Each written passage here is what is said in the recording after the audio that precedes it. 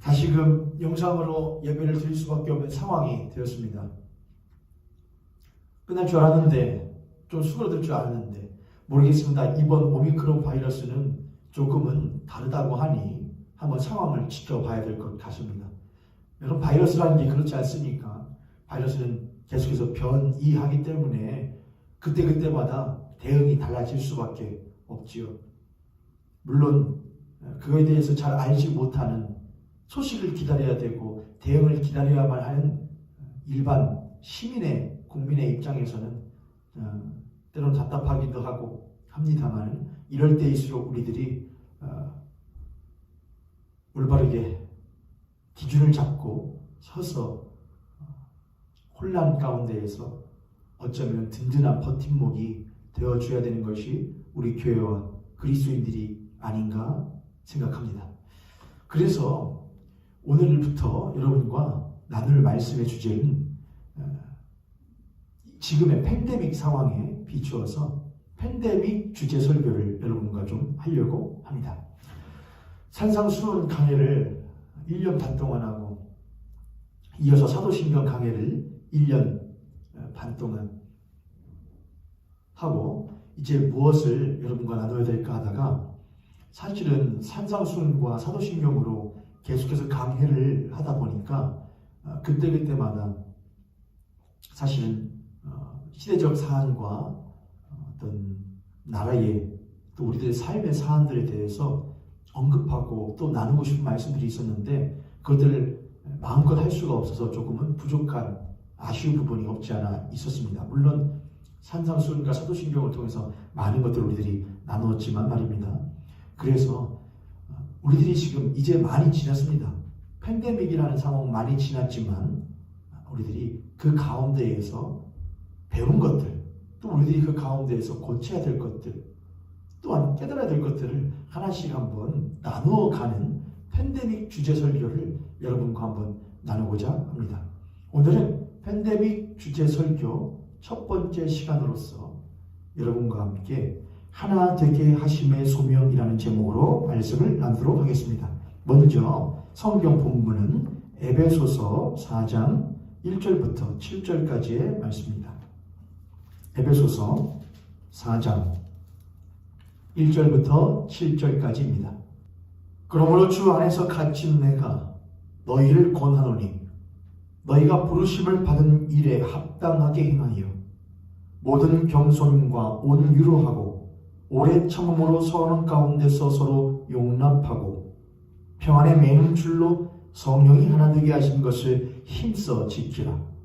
몸이 하나요 성령도 한 분이시니 이와 같이 너희가 부르심의 한 소망 안에서 부르심을 받았느니라. 주도 한 분이시요 믿음도 하나요 세례도 하나요 하나님도 한 분이시니 곧 만유의 아버지시라. 만유 위에 계시고 만유를 통일하시고 만유 가운데 계시도다. 우리 각 사람에게 그리스도의 선물의 분량대로 은혜를 주셨나니. 아멘.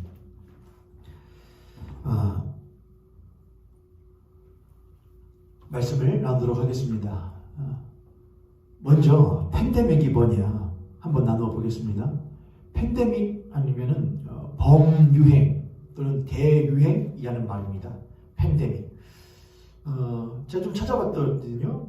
보니까 이 데믹이라는 말은 따로 있고 앞에 팬이 붙냐 또 다른 것이 붙냐에 따라서 달라지더라고요. 대개는 이제 바이러스 상황을 이제 말을 할 때에, 규정할 때에 정하는 단어라고 합니다. 엔데믹이 있습니다. 엔데믹은 풍토병이에요. 엔데믹, 풍토병. 뭐 예를 들어서 장티푸스라든지 독감이라든지, 이제는 그 땅에서, 그 지역에서 이제 때만 되면은 주기적으로 반복적으로 발생하는 질병, 바이러스로 인한 질병을, 이제 그런 상황을 엔데믹이라고 한답니다. 엔데믹 다음에 에피데믹이라고 한대요. 이 에피데믹은 이제는 풍토병에서 조금 더 지나가서 유행병이라고 합니다. 어느 한 지역, 갑자기 특정한 시점에 어느 한 지역에 돌게 된 유행병. 그런 것을 에피데믹이라고 한답니다. 팬데믹은 그 범위가 전 세계적, 전 지구적이 될 때 이제 팬데믹이라고 합니다. 전 지구적으로 한 지역에서 국한되지 않고 바이러스가 급속도로 확산되어서 전 지구적으로, 전 세계적으로 영향을 끼치게 되었을 때에 우리는 그것을 팬데믹이라고, 대공황이 아니고 범유행, 대유행이라는 말로서 팬데믹이라는 단어를 쓴다고 합니다. 그게 바로 팬데믹이에요, 여러분. 지금 우리는 팬데믹 상황 가운데에서 삶을 살고 있습니다. 물론 바뀐 부분도 있고 바뀌지 않은 부분도 있겠지만 사실은 작게 또는 크게 우리의 삶은 이 팬데믹 상황 가운데서 많이 변화되어졌고 부득이 변화되어질 수밖에 없는 부분들이 많이 있었을 것입니다. 그러고 보면 이 팬데믹 상황은 단순히 바이러스의 문제뿐만이 아니라 경제적인 문제가 되기도 하고 또한 우리의 심리적이고 정서적인 문제가 되기도 하는 것 같습니다. 다른 말로 하면은 팬데믹 상황은 우리들에게 심리적이고 정서적인 면으로는 혼란과 혼돈의 상황을 가져온다고 말할 수 있을 것 같습니다. 복잡하잖아요, 여러분. 뭐가 뭔지 잘 모르겠잖아요. 제가 여러분께 한번 여쭙죠. 여러분, 팬데믹 상황이 꽤나 많이 지속되었는데 거리두기 단계 다 이해하고 계시나요? 여러 가지의 백신들이 있던데 다 백신들 뭐가 틀리고 뭐가 좋은지 알고 계시나요? 잘 모르시죠, 여러분? 사실 우리들은 그냥 하라는 대로 하고 있을 뿐이지 사실 그게 그렇게 큰 관심을 갖지 않는 것 같습니다. 뭐에는 관심을 갖죠, 여러분? 재난지원금 나오는 거, 거기에는 많이 관심을 갖죠. 하지만 이것을 어떻게 바라봐야 되고 어떻게 타개해야 될지는 그것은 윗사람들에게 속한 몫이라고 생각하고 우리는 대부분은 대처하는 것과 받는 것에 급급한 경우가 많이 있는 것 같습니다. 이러한 팬데믹 상황, 심리적으로 정서적으로는 혼돈과 혼란의 상황 가운데 있는 이 팬데믹 상황 가운데서 교회와 그리스도인도 살아가고 있습니다. 교회와 그리스도인은 세상과 동떨어진 존재들이 아니고 세상 속에 발붙이고 살아가는 그리스도인입니다. 교회와 그리스도인은 세상의 목소리를 듣긴 하지만 사실은 하늘의 목소리를 듣고 살아가면서 세상의 목소리에도 귀 기울일 줄 아는 존재와 또한 개체가 그리스도인이요 교회인 것이죠. 그러므로 우리는 이 세상 가운데서 팬데믹 상황 가운데서 살아가는 교회와 그리스도인들로서 이 상황을 교회와 그리스도인들이 어떻게 살고 바라봐야 될지를 반드시 생각할 줄 알아야 합니다.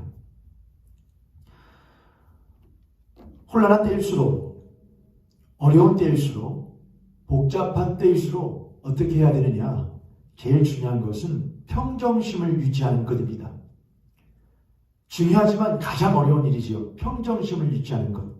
무엇인가 복잡할 때, 어려울 때, 무엇인지 잘 모를 때 제일 중요한 것은 우선은 평정심을 유지하는 것입니다. 잠깐 있어봐.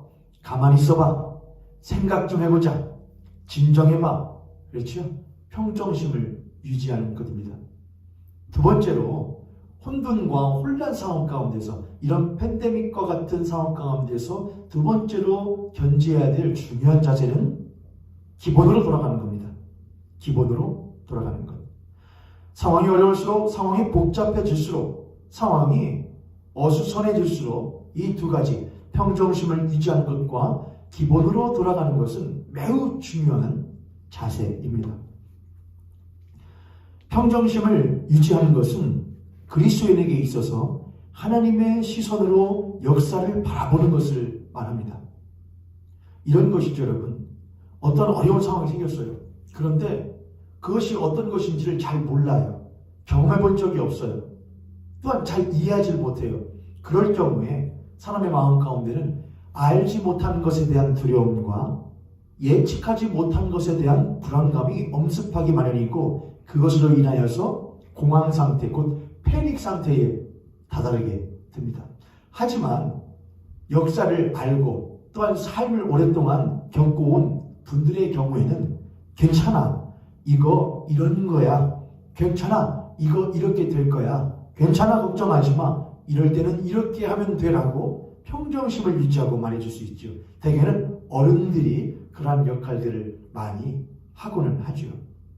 그래서 평정심을 유지하는 것은 그 사람의 삶의 연륜과 삶에 대한 역사에 대한 지식이 풍성할수록 성숙할수록 평정심을 유지하는 것이 수월해집니다.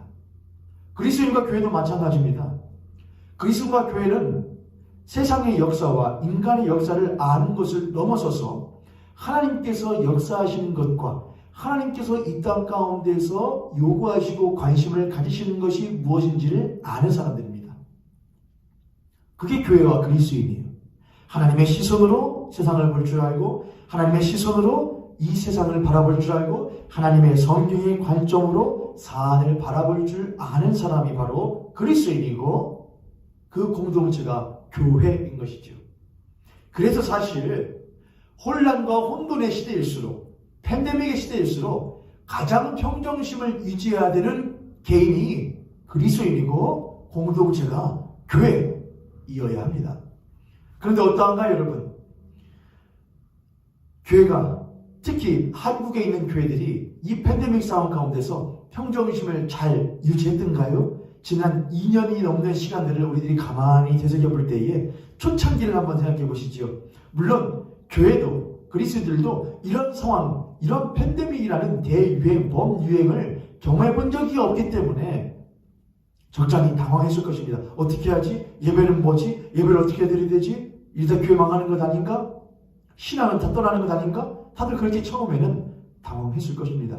하지만 사실 교회가 그러하면 그러할수록 오히려 교회 가운데서 먼저 평정심을 유지하고 그 평정심을 세상 가운데에 세상이요 안심하십시오. 우리가 당신들을 돕겠습니다. 라고 사실 말했어야 하는 것이죠. 두 번째 자세는 기본이라고 그랬습니다. 어려울 때일수록 혼란스러울 때일수록 기본으로 돌아가는 자세가 매우 중요합니다. 그리스도인에게 있어서 기본이라고 하는 것은 도대체 무엇일까요? 베이직이 무엇일까요? 그리스도인에게 있어서 기본이라고 하는 것은 교회의 교회됨을 먼저 살피는 것이 기본입니다. 교회가 뭐가 교회냐? 교회가 어떤 것이 교회이고 교회다운 것은 도대체 무엇이냐? 교회의 정체성을 먼저 살펴보는 것이 기본으로 돌아가는 것입니다. 교회가 뭘 해야 하지? 이럴 때 어떻게 해야 되지? doing을 생각하기 이전에 무엇을 행해야 될지를 생각하기 이전에 교회가 무엇인지 being을 먼저 그 정체성을 먼저 생각해야 된다는 것입니다. 정체성이 올바르게 확립되지 못하면 그 행하는 것도 올바르지 못한 것을 행할 가능성이 많아지기 마련입니다. 교회가 뭐냐? 그리스도인은 어떤 존재냐? 교회는 세상 속에서 어떤 삶을 살아야 되는 존재냐? 그리스도인은 세상 속에서 하나님의 말씀을 듣고 어떠한 삶을 살아야 되는 그리스도인이냐를 그 정체성을 분명하게 확립할 때에 그제서야 비로소 한숨 고르게 쉬고 그러면 이제 교회가 이 상황 속에서 어떻게 행해야 되냐를 생각하고 말할 수 있게 되는 것이죠. 그게 기본으로 돌아가는 것입니다. 그리스도인에게서 또한 기본이란 무엇이냐? 교회에 대한 부르심을 살피는 것입니다. 첫 번째는 교회의 교회됨을 살피는 것이고 두 번째는 교회에 대한 부르심을 살피는 것입니다. 오늘 우리들이 읽었던 에베소서 4장 1절부터 7절에 대한 말씀을 보면은 중요한 단어가 하나 나오는데 부르심이라는 단어입니다.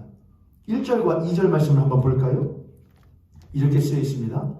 그러므로 주 안에서 갇힌 내가 너희를 권하노니 너희가 부르심을 받은 일에 합당하게 행하여 라고 쓰여 있습니다. 부르심을 받은 일에 합당하게 행하여. 여러분 에베소 교회는 우리들이 에베소 강해를 지금 수요일마다 하고 있으니 여러분 아시리라고 생각합니다. 에베소 교회는 교회 안에서도 분열이 일어나고 있었고 교회 밖에서의 들어오는 어떤 문화나 사상의 물들므로 인하여서 교회가 점차로 어스러지고 있는 상황이었습니다. 그런 상황 가운데서 사도 바울은 에베소 교회를 향하여서 이렇게 권면했던 것이죠. 너희는 너희의 부르심에 합당하게 행하라. 너희들이 누구로 인하여 부름받았고 너희들이 뭘 위하여 부름받은 존재들인지를 다시 생각하라. 그리고 그 생각한 것에 그치지 말고 그 부르심에 합당하게 살라, 행하라 말하고 있는 것이죠. 분열되어지는 어지러운 상황일수록, 밖으로부터 들어오는 것이 많아서 복잡한 상황일수록 다시금 되돌아봐야 되는 기본은 부르심이 무엇인지를 생각하는 것입니다. 다른 말로 하면 소명을 확인하는 것입니다. 정리해보죠. 지금 우리는 팬데믹 상황 가운데 있고, 우리는 팬데믹 상황 가운데서 단순히 경제, 정치, 문화뿐만이 아니라 우리의 심리적으로도 매우 혼란스럽고 혼돈 가운데 있는 시대를 살고 있습니다. 그리고 우리는 세상 가운데서 세상과 맞물려서 어깨동무하고 살아가고 있는 교회와 그리스도인들입니다. 이런 상황 가운데서 교회는 어떠한 자세를 가져야 되느냐? 두 가지를 말씀드렸어요. 교회는 평정심을 유지하는 공동체와 교회가 되어야 된다. 그리스도인이 되어야 된다. 평정심을 유지하는 것은 하나님의 시선으로 역사를 볼 줄 알고 하나님의 시선으로 상황과 사안을 볼 줄 알아야 걱정하지 마, 괜찮아, 하나님이 이렇게 하실 거야 라고 안심시키는 평정심을 유지할 수 있다. 두 번째 교회가 가져야 될 자세가 있다고 그랬습니다. 그것은 기본으로 돌아가는 것입니다. 기본으로 돌아가는 것은 첫 번째 교회의 교회됨이 무엇인지를 아는 것, 곧 정체성을 확인하는 것이고, 기본으로 돌아간다는 것은 교회에 대한 부르심이 무엇인지를 아는 것, 곧 교회에 대한 소명이 무엇인지를 확인하는 것이 기본으로 돌아가는 것입니다.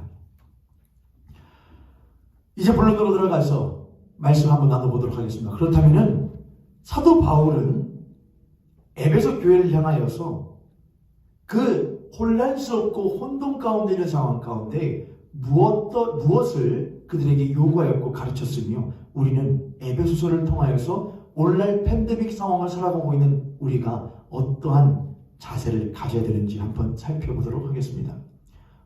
우선은 제가 팬데믹 주제 설교를 생각을 하면서 준비하면서 무엇을 제일 첫 번째로 해야 될까를 고민했었는데, 제 성향상으로는 사실은 옳고 그름을 따지는 시시비비를 가리는 것이 저에게는 참 고쳐야 되면서도 약점이면서도 또한 강점이기도 하는 것이 제 시시비비를 가리고자 하는 마음입니다. 옳고 그름이 무엇이냐? 옳고 그름이 무엇이냐? 그런데 사실 옳고 그름을 따지는 것보다도 사실은 더 중요한 게 있습니다. 네, 그것은 사랑입니다. 사랑.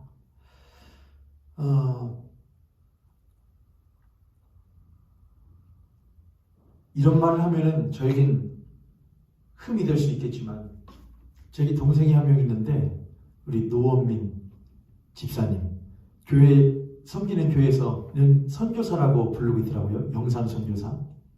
지금 교회를 섬기고 있는데, 제 동생과 어린 시절도 그랬지만은 지금도 이제 대화를 어떻게 하다 보면은, 중요한 사안에 대화를 하다 보면은 제가 늘 듣는 말이 있어요.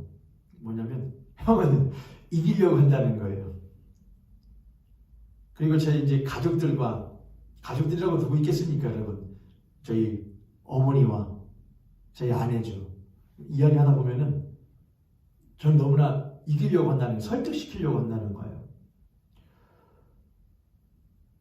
그게 제 강점이라고 생각했는데, 가만히 생각해보니까 그게 제 약점이기도 해요. 왜냐면은 누가 지는 걸 좋아하고 누가 설득당하는 것을 좋아하겠습니까?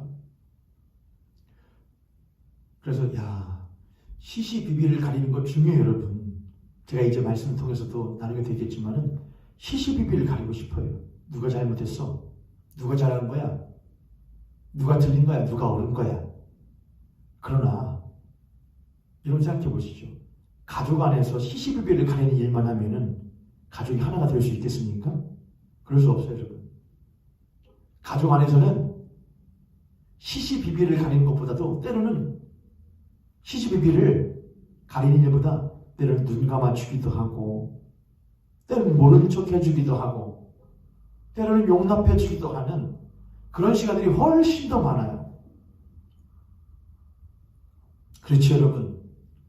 이거는 부모님들이 더 잘하실 거예요. 자녀들을 향하여 시시비비를 가리는 일보다 눈 감아주시는 시간이 훨씬 더 많으시잖아요. 물론 그렇지 못한 부모님을 모시고 있는 자녀들도 그 시간들을 기다려주고 참아주죠.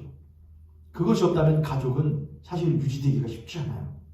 그냥 세상에서 그냥 직장인으로 살아가는 사람들, 그런 관계라고 한다면은 시집이 마음껏 가질 수도 있을 거예요. 그렇잖아요, 여러분. 안 보면 그만인 사이. 그런데 가족은 그렇지 않아요. 가족은 하나거든요. 그래서 때로는 시시비비보다도 옳고 그름을 따지는 것도 중요하지만 그것을 잠시 뒤로 불러놓고 우선은 하나 되는 것에 힘을 쓰지 않습니까? 그게 가족이거든요. 그게 사랑으로 하나 되는 가족인 것이죠. 사도 바울은 에베소 교회를 향해서 바로 그 지점을 말해주고 있고, 저도 팬데믹 주제 설교 첫 번째를 바로 그것으로 해야겠다고 생각을 했습니다. 그래서 오늘 말씀의 제목이 하나 되게 하심의 소명입니다. 하나 되게 하심의 소명. 하나 되게 하심의 소명.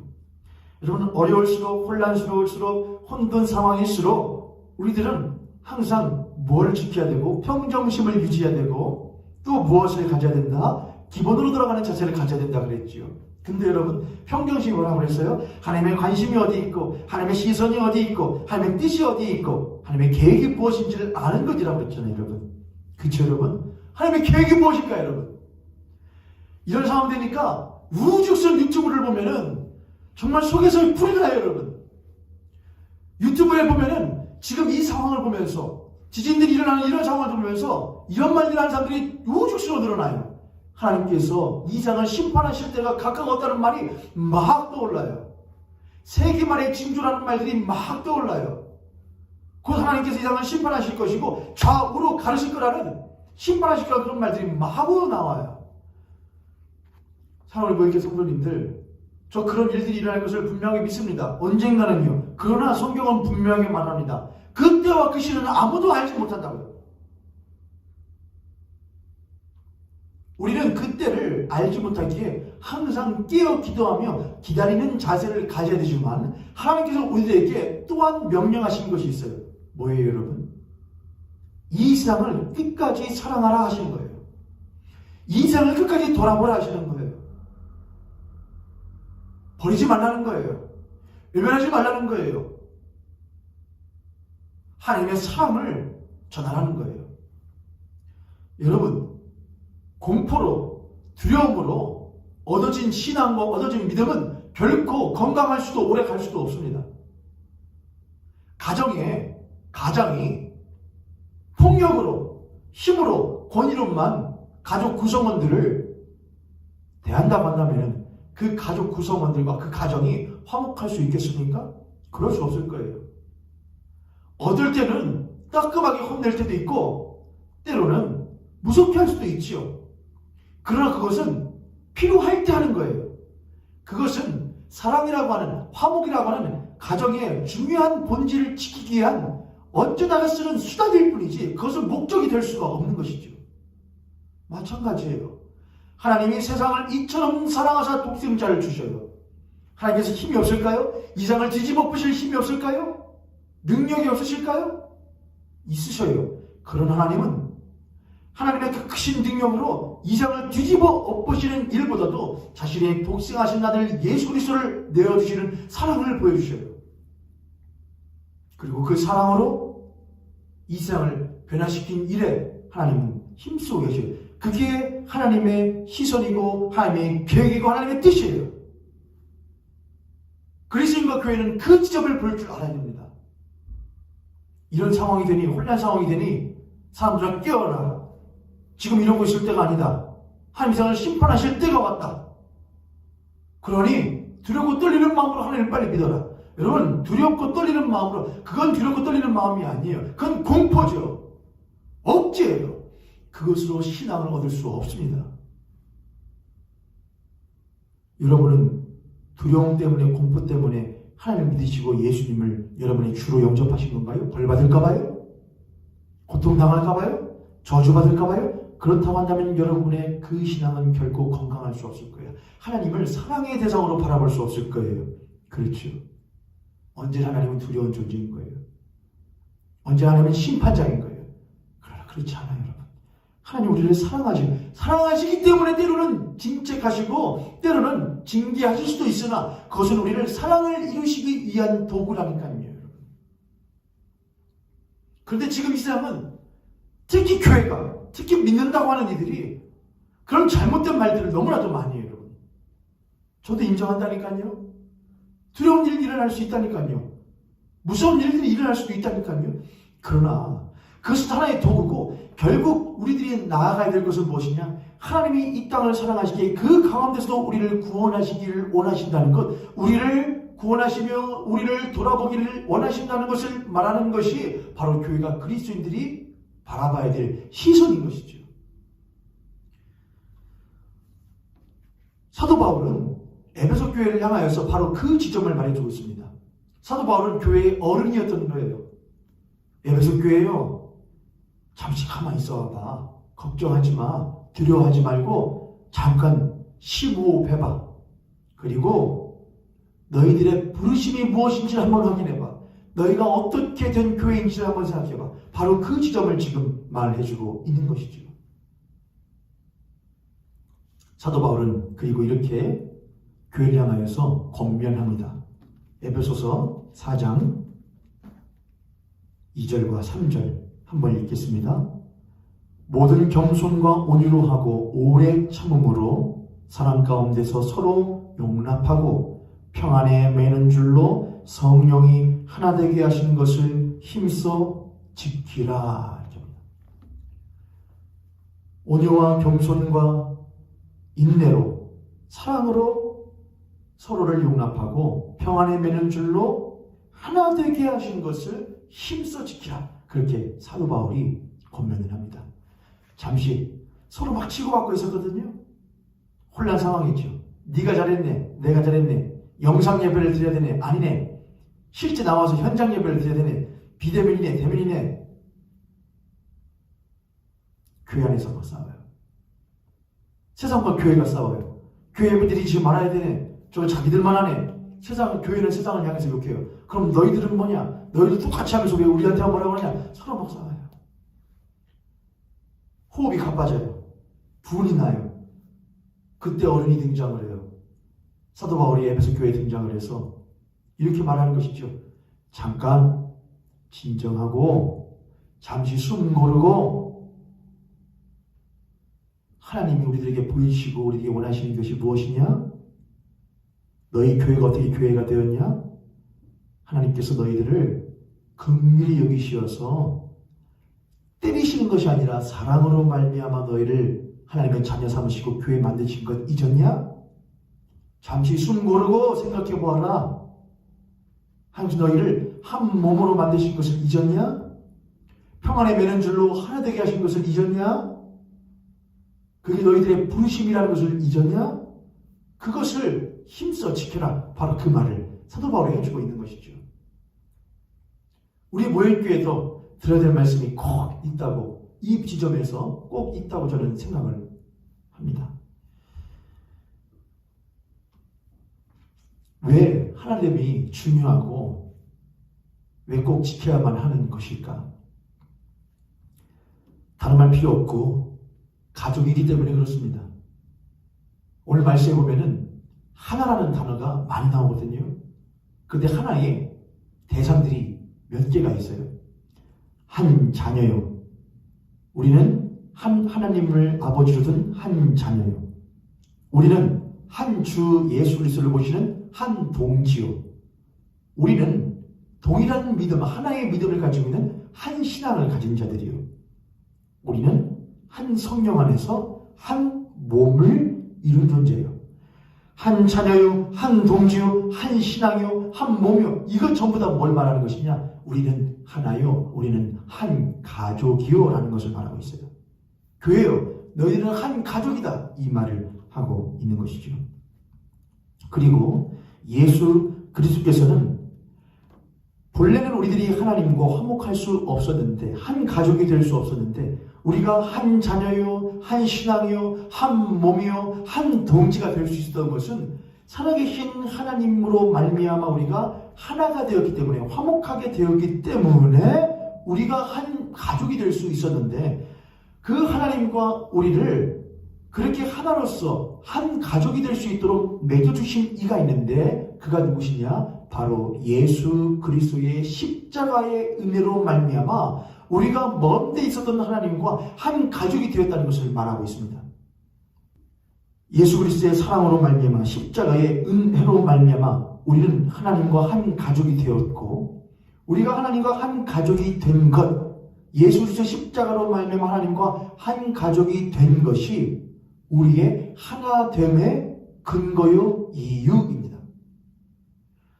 하나 되었기 때문에 힘을 더 낼 수 있어요. 더 많은 효과를 볼 수 있어요. 영향력을 줄 수 있어요. 하나 될 때 힘을 합칠 수 있어요. 여러분, 그거 그렇게 중요한 거 아니에요. 그보다 더 중요한 것은 우리가 왜 하나 되어야 되는지를 아는 거예요. 부끄러운 이야기이긴 하지만 저희 모형교회가 속한 곳이니 잠깐 이야기를 하면 제가 요즘에 많이 신경질이 아니라 분을 내거든요. 어떠한 이야기에 대해서 뭐냐면 저희 모형교회가 기독교 대한성결교회에 속하여져 있고 기독교 대한성결교회는 여러 지역 가운데에 지방회들로 구성되어져 있는데 저희 모형교회는 익산 지역에 있는 전북 지방회에 속하여져 있는 교회입니다. 근데 요즘에 지난주에 지방회를 했거든요. 이번 주에 지방회했네요. 지방회했는데 거기서 편이 갈라졌어요. 근데 지금 서로 양쪽이 티격태격하는 인중이에요.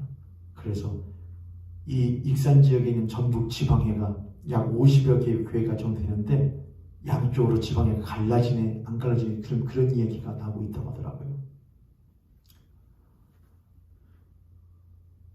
화가 나요. 평정심을 유지해야 되는데 저는 제일 담임 목사 중에 막내인데 선배 목사들이 하는 걸 보고 있으면은 화가 나요. 여러분 하나였어요. 힘 세요. 더 많은 교회들이 있으면 더 힘세질 거예요. 머릿수로 따지면요. 큰 교회예요. 교회 크면 힘 세요. 할 수 있는 일도 많아져요, 여러분. 흔히 말하는 이야기가 있는데 교회에 성도 수가 100명이 되면은 거의 못할 것이 없대요. 웬만하면 할 수 있대요. 100명만 돼도요. 근데 대한민국 땅에 100명 이상 되는 교회가 얼마나 많은가요? 10,000명 넘는 게 또 얼마나 많은가요? 그런데 오늘 이 팬데믹 상황 가운데에 사람들이 교회를 뭐라 하던가요? 이 혼란 상황 가운데 교회를 뭐라 하던가요? 여러분 머릿수가 중요한 게 아니에요. 한 성령, 한 자녀, 한 동지, 한 신앙을 갖는 것, 그 모든 것, 하나 되는 것, 교회가 하나 되는 것은 하나됨을 통하여서 일하기 위한 것보다 더 중요한 것은 우리가 어떻게 하나가 되었는지를 잊지 않는 거예요. 우리가 어떻게 하나가 되었냐? 우리가 어떻게 한 교회가 되었냐? 그것은 우리가 하나가 될 수 없음에도 불구하고 우리를 긍휼히 여기셔서 자신의 독생하신 아들 예수 그리스도를 값 없이 우리에게 보내주신 그 하나님의 은혜로 말미암은 것이다. 그걸 잊지 않는 거예요. 우리가 아직 죄인 되었을 때에 우리를 긍휼히 여기신 그 은혜를 잊지 않는 거예요. 너희가 그 은혜로 인하여 믿음으로 말미암아 구원을 얻었나니 이것이 너희에게서 난 것이요 아니요 하나님의 선물이라는 것을 잊지 않는 것이에요. 그 하나님의 크신 은혜와 우리를 하나 되게 하신 그 예수 그리스도의 십자가의 은떡 앞에서 교회의 구성원들은 한없이 겸손할 수밖에 없고 온유해질 수밖에 없고 나대질 수밖에 없는 거예요. 할렐루야. 그게 바로 교회의 하나됨의 이유와 근거예요. 하나 되어서 힘을 내는 것은 사람 수만 생기면 할 수도 있어요. 의기투합하면 할 수 있어요. 서로의 이익관계가 동일하게 되어지면 할 수도 있어요. 그러나 하나 되어서 일하는 것보다 더 중요한 것은 우리와 같은 교회가 어떻게 하나 되었냐? 하나님의 은혜를 잊지 않는 거예요. 우리와 같은 교회가 오합지졸인데 어떻게 한 교회로서 부름받았냐? 예수 그리스도의 십자가의 은혜를 잊지 않는 거예요. 할렐루야. 우리 모형교회 성도님도 우리 모형교회도 27년, 28년을 걸어왔습니다. 그 가운데에 우리 교회만큼 건강한 교회 없을 거라고 생각하시는 분들도 있겠지만 왜 그 가운데에 소갈이 하지 않으신 분들 없겠으며 왜 그 가운데에 불만 없는 분들 없겠습니까? 왜 그 가운데에 부족함을 느끼지 않는 분들이 없으시겠습니까?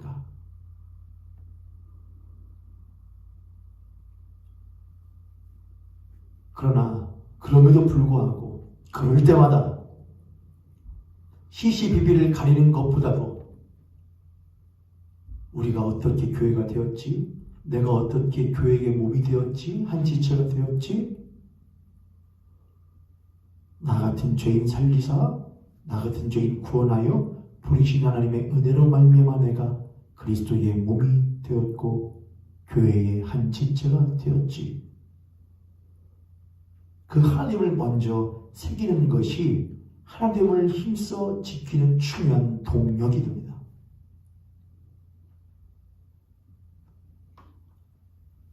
사랑하는 모형교회 성도님들, 저와 여러분은 모형교회의 어른들이 되어야 됩니다.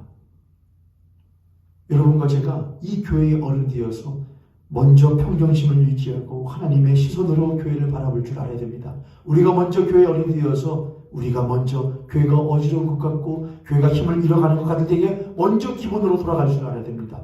우리가 어떻게 교회 되었으며 교회의 부르심의 소명은 무엇인지를 먼저 되새길 줄 아는 어른이 저와 여러분들이 되고 또 우리 모든 모형교회 성도님들이 되셔야 될 줄 믿고 축원합니다. 그렇게 교회가 하나가 되는 거예요. 그리고 그 교회의 하나됨은 이제 세상으로의 하나됨으로 나가게 되는 거예요. 오늘 에베소 4장 1절부터 7절까지의 말씀에는 정말 중요한 말씀들이 많이 있어요. 그래서 이 시간으로 끝나지 않고 다음 시간까지 이 하나 되게 하심을 나눠야 되는데 오늘 4장 1절부터 7절 말씀 보면은 이런 말씀으로 사도 바울이 마무리를 해요. 1절과 2절에서는 하나 되게 하심을 힘써 지켜라. 부르심에 합당하게 행하라로 시작해요. 그럼 어디에만 국한된 말씀 같잖아요? 교회에만 국한된 말씀 같잖아요. 그런데 얼마 지나지 않아 사도 바울이 이런 말을 합니다. 4장 6절 보시죠. 6절 하나님도 한 분이시니 곧 만유의 아버지시라. 만유라는 것은 모든 것을 말해요. 만유의 아버지시라. 그러니까 교회 앞에서는 하나님은 교회의 아버지시거든요. 우리의 아버지시거든요. 믿는 이들의 아버지시거든요. 그런데 사도 바울이 갑자기 맞아. 그런데 그 우리가 섬기는 한 하나님은 또한 모든 것의 아버지시라. 그렇게 말하는 것이죠. 갑자기 장이 확 넓어지는 거예요.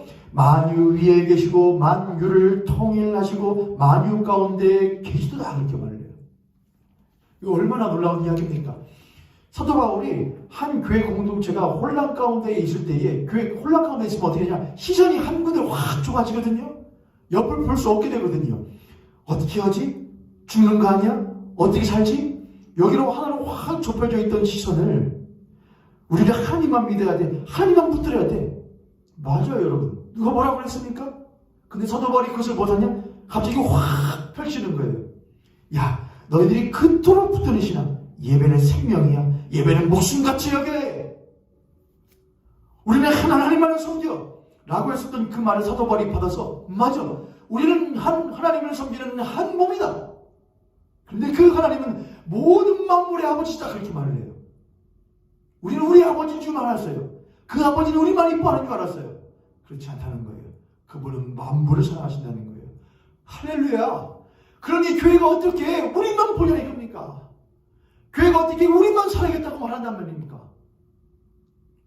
교회가 예배를 목숨같이 여겨요? 그럼 예배가 뭔데요? 하나님을 섬기는 거예요. 하나님을 기쁘시게 하는 거예요. 근데 그 하나님은 뭘 보신다고요? 만유를 보시고 만물을 보신다고요. 그러면 우리가 하나님을 기쁘시게 하는 예배자로서 하나님의 시선을 가지고 어디를 볼 줄 알아야 되죠? 만물을 볼 줄 알아야 되죠. 할렐루야. 겁이 나요. 뭘 할 수 있을 것 같아서. 그러다가 우리 교회 망하는 것 아니야? 우리 교회가 흩어지는 것 아니야? 걱정하지 마세요. 하나님께서 약속한 것처럼 남은 자녀들이 있어요. 그 그루터기에서 상록수의 그 그루터기에서 하나님은 다시금 나무가 나게 하셔요. 씨앗이 있어요. 남겨진 것들이 있어요. 걱정하지 마세요. 우리들이 관심 가지는 것은 교회의 안위가 아니에요. 교회 안위보다 더 중요한 것은 하나님의 기뻐하시는 뜻이 무엇인지를 찾는 거예요.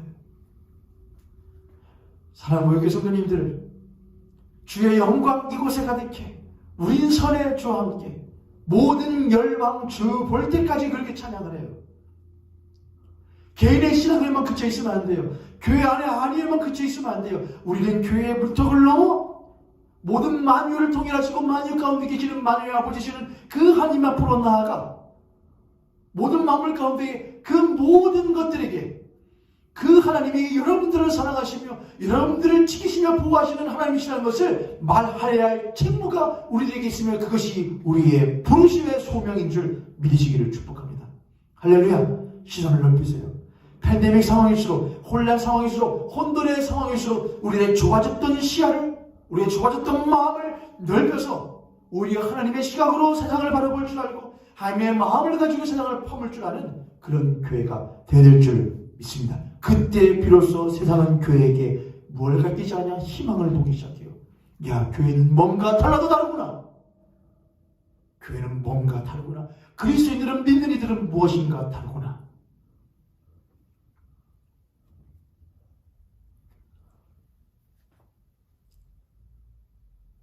교회의 하나 되는 것. 교회가 먼저 하나 되어야 돼요. 하나님으로, 하나님의 은혜로 교회됨을 생각하고 그 예수 그리스도의 사랑으로 말미암아 하나 됐음을 잊지 않고 하나가 되어야 돼요. 그 교회의 하나됨은 교회를 넘어 세상을 품는 힘과 능력이 돼요. 그런데 안에서 새는 바가지 어디서 샌다고요? 바깥에서 새요. 잘 되는 집안은 달라도 뭔가 다른데 안 되는 집안은 보면 알아요. 저희 교회는 어떨까요, 여러분? 저희 교회는 잘 되는 집안인가요? 저희 교회는 잘 되는 가정인가요? 그런 줄 믿습니다. 비록 담임 목사는 한없이 부족할지라도 저는 우리 모형교회 성도님들이 저보다 훨씬 나으심을 저는 알아요. 제가 얼마 전에는 저희 아내한테 이야기한 적이 있는데 말씀을 마치고 내려오면은 항상 생각이 젖어요. 이야기를 하고 아이랑 놀기도 하고 하는데 생각은 계속해요. 갈수록 이제 제가 모형교회 사역한 지 올해로 7년 차가 되었는데 그전에도 모형교회에서 전도사로 섬기고 청년으로 섬기고 있지만 어째 시간이 갈수록 여러분 점점 말씀 전하는 게 어려운 것 같아요. 점점 말씀 전하는 게 자신이 없어져요. 한없이 제가 부족함을 느껴요. 여러분께 부족할 부끄러울 때도 있어요. 야, 어떻게 시간이 지날수록 어려워지는 것 같고 부족해지는 것 같으냐 생각이 듭니다. 여러분께 죄송하고 하나님께 죄송하죠. 그래도 불구하고 묵묵히 지켜봐 주시면서 기다려 주시고 참아 주시는 여러분들을 참 존경스럽고 감사합니다. 비록 목사는 그렇지 못할지라도 우리 모형교회 성도님은 정말로 하나 된 몸임을 저는 믿습니다. 저희 모형교회는 잘 되는 교회예요. 잘 되는 집안인 줄 믿습니다. 주님의 뜻 안에서. 그리고 이 모형교회는 잘 되는 집안이면 달라도 뭐가 달라서 밖에도 잘 되는 교회 공동체로 보여줄 수 있어야 됩니다. 안에서 새는 바가지 꽉꽉 동여매고 꼬여매요. 새지 않게 하고 바깥에 그 사랑을 퍼다 부어줄 수 있는 그런 교회 공동체가 되기를 주님의 이름으로 간절히 축복합니다. 하나 되게 평안에 매는 줄로 하나 되게 하신 것을 힘써 지키라. 힘써 하나 되게 하신 것을 힘써 지키라. 그 힘써 지켜야 될 하나됨은 내가 하나님과 하나 되는 개인적인 하나됨이요. 그렇게 하나님과 주 예수 그리스도 하나 된 내가 또 주 예수 그리스도 하나 된 그와 더불어 하나 되는 것이요. 공동체적인 것이요. 그게 바로 교회예요. 그리고 그렇게 된 교회가 하나님과 하나 되어 이제는 만물의 아버지시는 하나님과 더불어서 만물과 하나 되음을 이루고자 하는 교회를 넘어서 전 우주적인 세계적인 공동체를 이루고자 하는 그 교회가 바로 이 팬데믹 상황 가운데서 하나님이 기대하시는 교회의 공동체임을 여러분 잊지 마시기를 부탁드립니다. 다음 시간에 이어서 하나 되게 하심의 소명이라는 제목을 가지고 한 번 더 여러분과 말씀을 나누도록 하겠습니다.